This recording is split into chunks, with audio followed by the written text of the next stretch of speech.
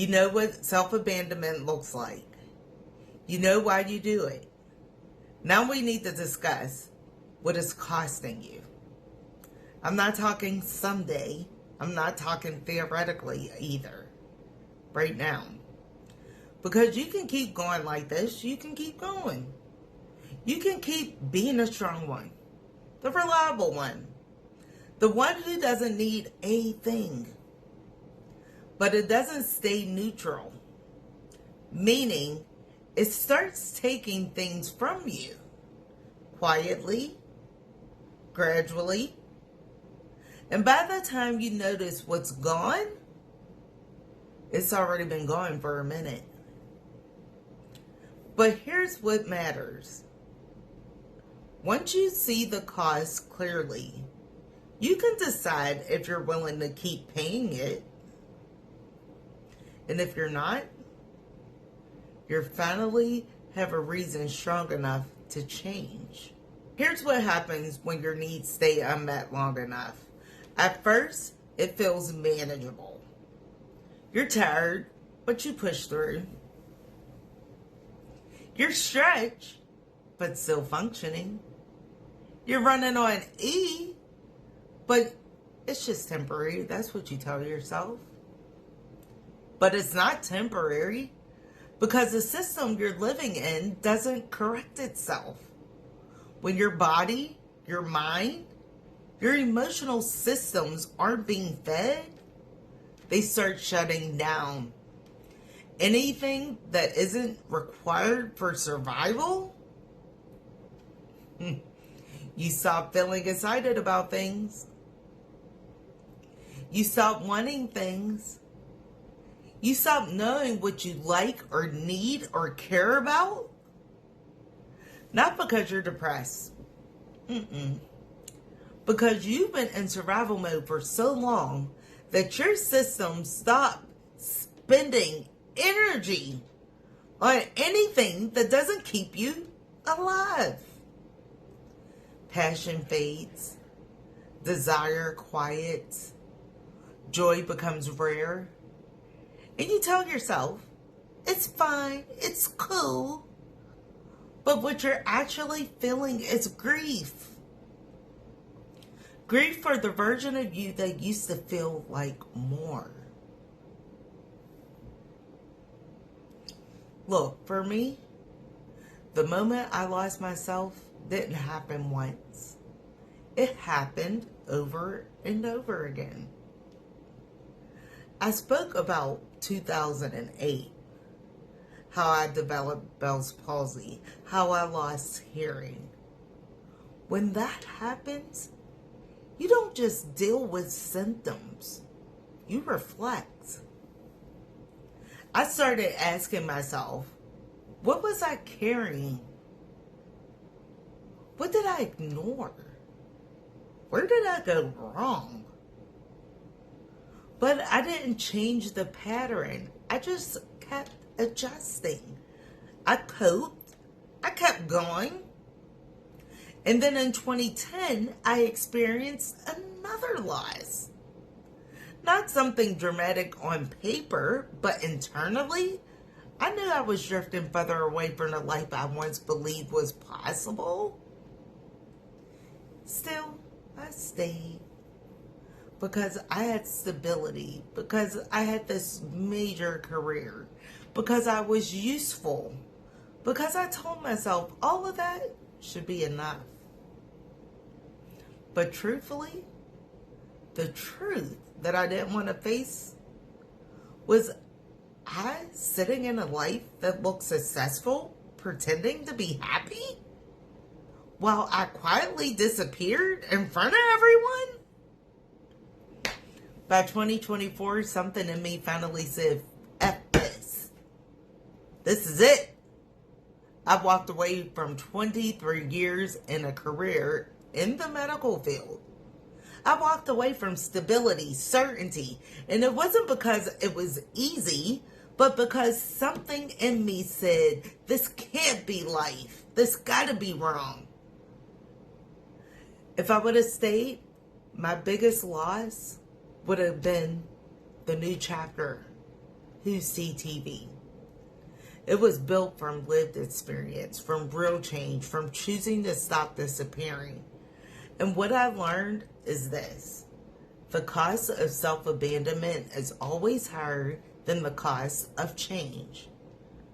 You just don't see it until you add it all up. Unmet needs don't just disappear. They go underground. They come back as something else. Sometimes they come back as numbness. Not sad, not happy, just flat.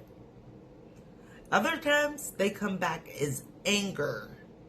A quiet anger. The kind that shows up when someone asks for one more damn thing.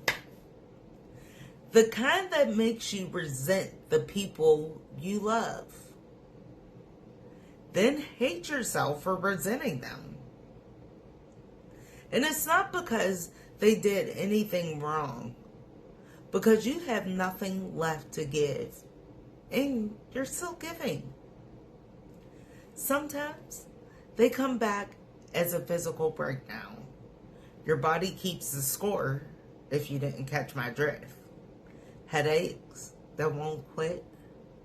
Exhaustion that sleep doesn't fix.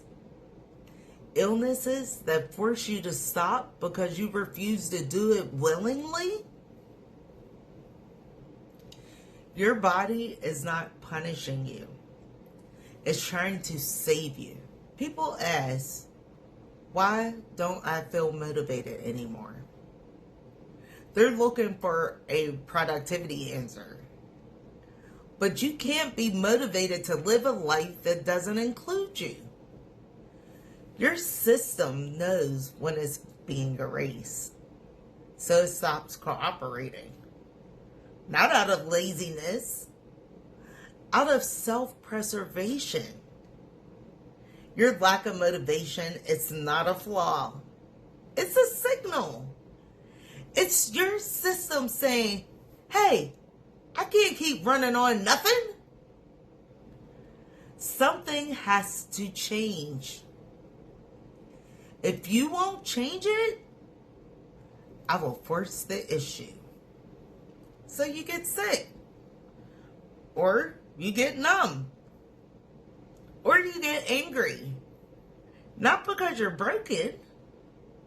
Because guess what? You're human. And humans are not designed to function indefinitely without nourishment. Here's the cause people don't mention. You lose yourself. Not dramatically, not all at one time, but slowly, chip away, chip away, chip away.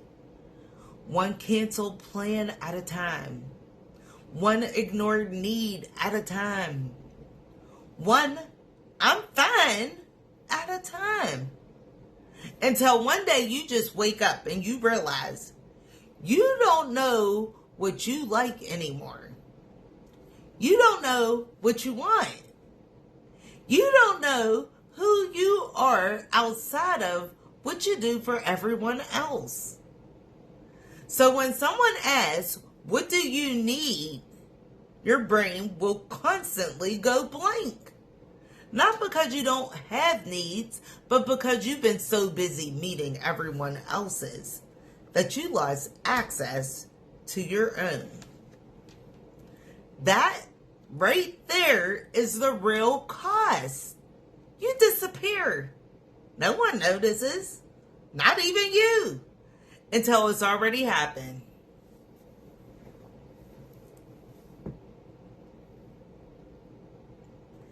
Here's what you need to understand, and I will be very clear. Your body is keeping score. It's done waiting for you to listen. Every time you ignore yourself, your body adds to it the tab. Every time you push through, especially when you knew you should have stopped, every time you say yes when you mean no, every time you give from empty and call it love, guess what? The bill is due. You can pay it by changing, or you can pay it by breaking. It's your choice. But you don't get to keep running on nothing and expect that your body will stay silent. It won't. The cost of staying the same is higher than the cost of change. You just have to decide if you're ready to stop paying. I'll be honest, the cost is so real. I felt compelled to come and tell you all about it. But it's not permanent. You can come back. Not to who you were, but to who you are underneath the performance. That's what we're building toward.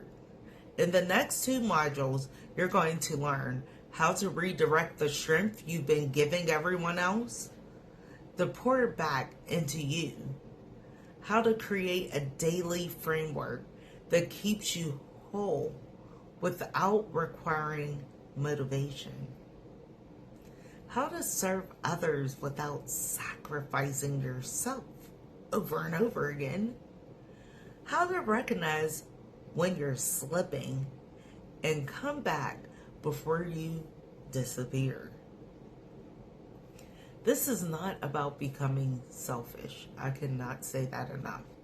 It's about becoming whole. Whole people like you will serve better because they're not running on empty.